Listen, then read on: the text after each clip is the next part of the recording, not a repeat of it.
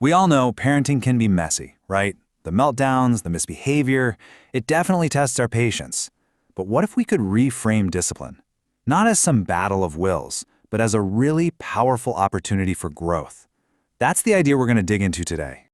Okay, so let's just jump right in with a pretty game-changing question.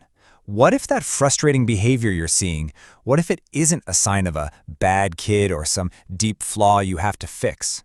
What if it's something else entirely?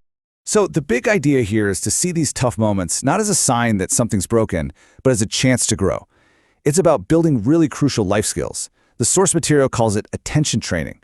It's a huge switch in perspective, from correcting faults to actually cultivating strengths. So how do we actually do this? Well, it starts with a discipline style called other-oriented induction. I know it sounds super academic, right? But it's actually pretty simple. It's all about moving beyond because I said so and really helping your child understand the why. You know, how their actions actually affect the people around them. And this brings us to a really critical distinction, the line between shame and guilt. Shame attacks the person themselves. It makes them feel worthless. Guilt, on the other hand, it addresses the action, leaving the child's sense of self-worth totally intact. And honestly, this distinction is everything. Here's a classic painful example of shame. This kind of language, it just cuts so deep. It's not about the mistake at all. It's a direct hit on the child's identity. It's telling them that they are the problem. Now, here's the alternative. See the difference? The focus is entirely on the action, the planning.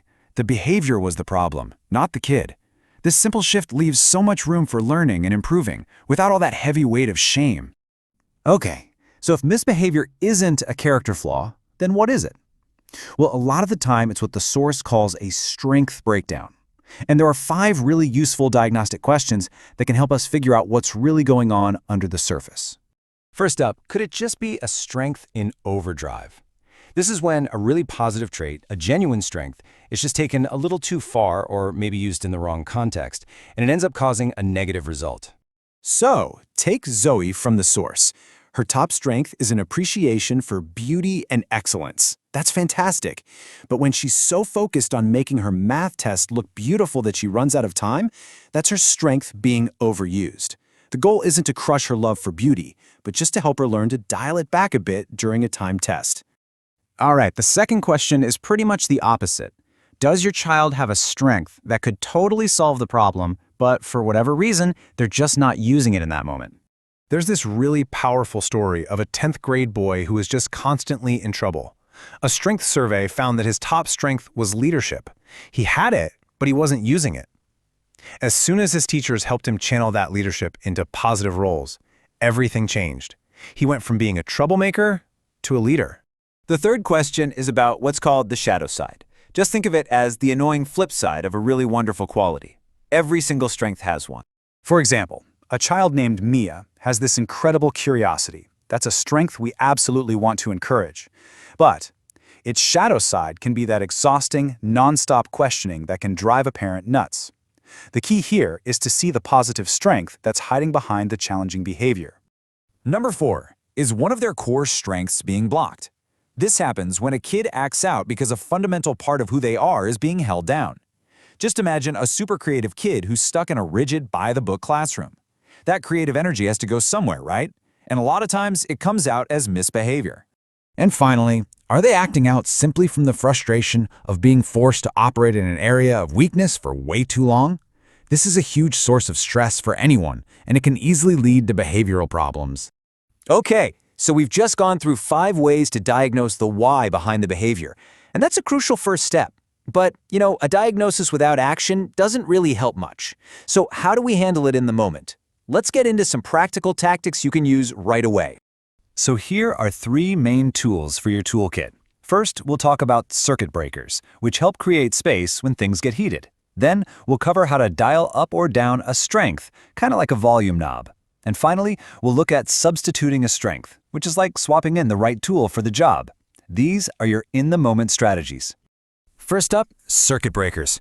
Think of this as your emergency stop button. The rule is simple. When emotions are high, logic is low.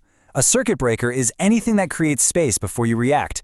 It could be as simple as saying, I need a minute, taking a short break, or even just goofing off to reset the emotional tone. The goal isn't to avoid the problem, but to de-escalate so you can actually solve it. Next, I love this one. Think of your child's strengths as having volume knobs. Is their bravery dialed up so high it's turning into bossiness? You can ask them to dial it down. Do they need a little more patience? Help them dial it up. This metaphor is so simple and visual, and kids get it instantly. It takes all the judgment out of it. It's not about being good or bad, it's about finding the right volume for the situation. But, okay, what about the things that aren't just strength breakdowns? What about genuine weaknesses, the things they just really struggle with? Well, strength-based parenting isn't about ignoring those areas. It's about approaching them with a really smart and compassionate strategy. The approach here is a simple 3-step framework called the 3 Ps. First, you prime them by preparing them for a difficult task ahead of time. Then you support them in the present moment while they're actually doing it. And finally, you do a postmortem afterwards, focusing not on what went wrong, but on what they did well and what they learned. And this right here is why that compassionate approach is so important. Constantly forcing a child to work on a weakness is exactly like making them write with their non-dominant hand all day long. It's exhausting, the results are messy, and it just breeds frustration. It's so much more effective to support them through it and then let them get back to shining with their strengths. So let's end with this question. After looking through this new lens, which challenging behavior or misbehavior in your own life will you maybe see a little differently now?